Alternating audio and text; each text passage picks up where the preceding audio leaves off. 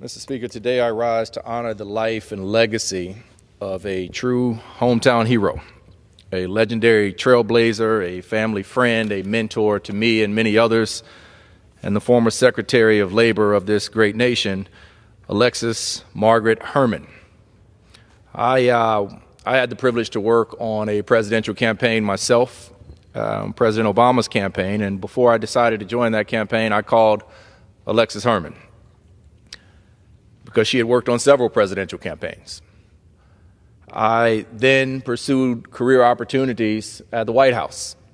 And again, I called on Alexis Herman because she too had worked in the White House, in several White Houses. And when considering a run for Congress, the seat that I now hold today, I again called Alexis Herman. That's not because that I had known her my whole life. It's because few people could advise on the level that she could. Now, to understand Alexis Herman, you have to understand where she comes from. She was born and raised in Mobile, Alabama, my hometown. She came of age with a number of people and names that if you're from the Mobile area, you would recognize.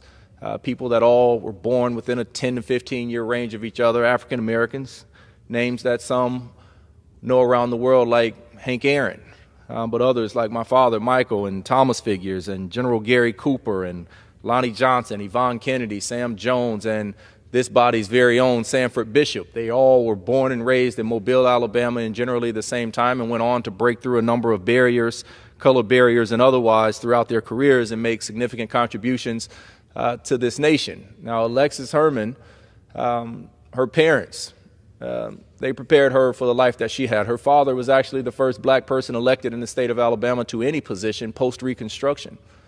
And this led him to being very active and motivated in black voter participation, and led to him one day actually being run off the road by the Klan, and his 5-year-old daughter, Alexis Herman, sat in the car and listened as her father was beaten by the Klan. Her mother was a school teacher who Alexis had actually witnessed being thrown off of a segregated bus as a child. And this produced Alexis, who went on to be a fighter for civil rights and a fighter for women's rights. You know, she first stood up as a young woman when she challenged why African-American students at her parochial school were not allowed to participate in religious pageantry. And she was suspended for that. But that was just the beginning. When she finished school, when she graduated from Xavier University, she came back home to Mobile, Alabama, and helped desegregate other parochial schools. She then helped, for the first time, get African Americans jobs and apprenticeships at the shipyards in Mississippi, and that led her to doing similar work in Atlanta and helping to diversify some corporations there. And that caught the attention of a young Georgia governor named Jimmy Carter, who was running for president. And he ultimately named her, at just 29 years old, the director of the Women's Bureau at the Department of Labor.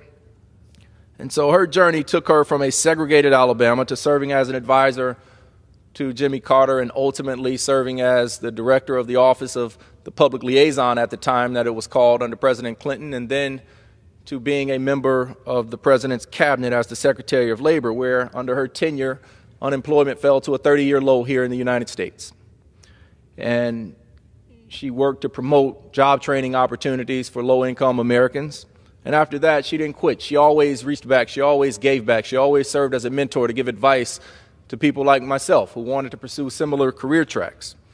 And that led her to sitting in the boardroom for companies like MGM and Coca-Cola and Toyota, some of the biggest companies in the world. And she never forgot where she came from. She never did. And January of this year, when she was quietly battling a disease, or a condition rather, she took time to send me a text message that said, "Shomari, as you take your seat, congratulations. Your dad would be looking down on you proudly. Happy New Year." And so today, as I stand here as a member of Congress, someone who has followed in the footsteps of her, is not only my father that I seek to make proud in this moment. It is Alexis Herman.